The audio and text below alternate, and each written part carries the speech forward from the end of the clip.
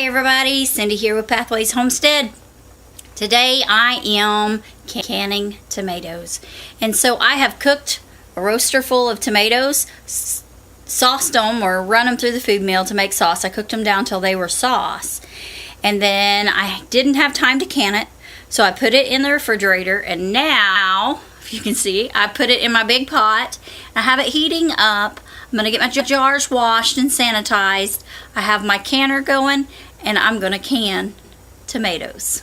So hide and watch. Alright, so we have our tomato sauce heated.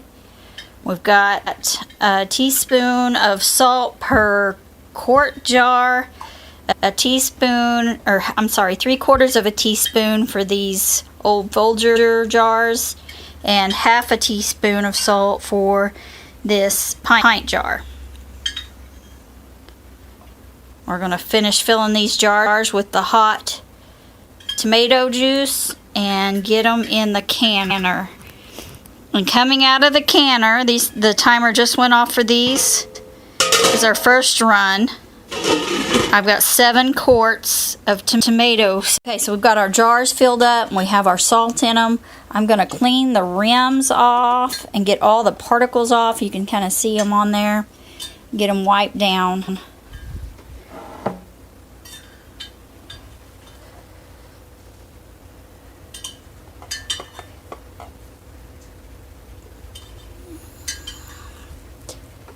And then I'm going to put lids on them. Okay, we're going to put lids on these after I've cleaned them off.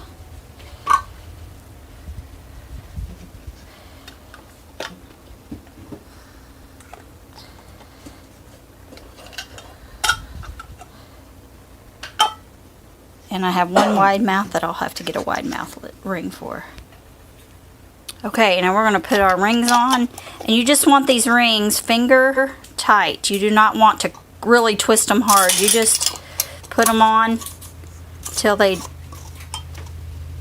are done. You don't crank them on. That's what I call finger tight right there. When I can twist with my fingers and it doesn't twist anymore. Oh, it's hard to do one-handed. I don't know why, but today I decided to film on my phone and not use my camera, and I think it's a bad idea. I think I should have redone it.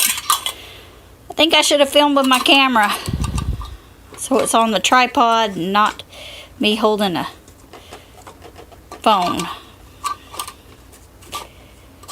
Now remember, I put hot tomato sauce in these jars, and I'm going to put them in hot water over here. So you want everything hot so you don't shock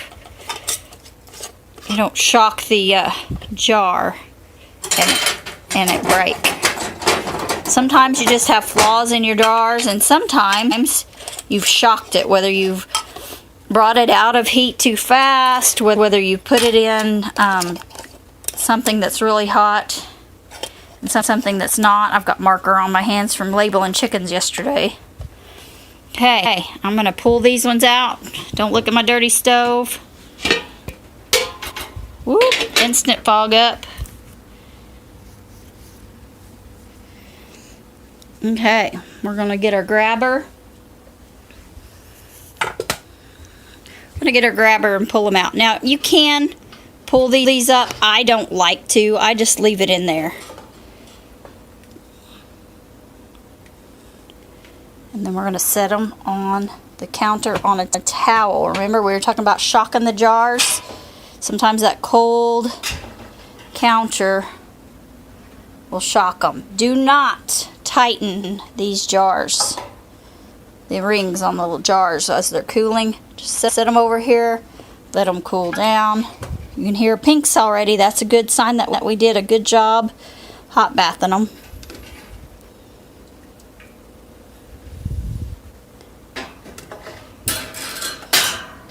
We're going to load these jars into this hot bath canner.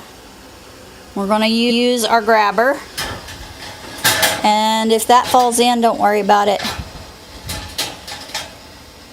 You just pick it up with your grabber and put it back in. We're going to fill this up. All right, so we have our jars in our hot bath canner. It's not boiling yet, and see this quart is sticking up. Sorry, this quart's sticking up and doesn't have water over the top of it. So I am going to use my electric kettle. I'll fill it up with boiling water, and then I'm going to pour that boiling water on top of these. You only want to add boiling water because you want 1 inch of water above your jars when you're canning in the hot bath canner. I am hot bath canning, not...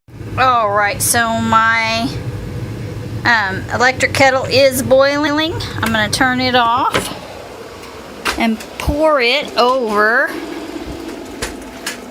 these jars. It's going to take it all to cover that real tall jar back there.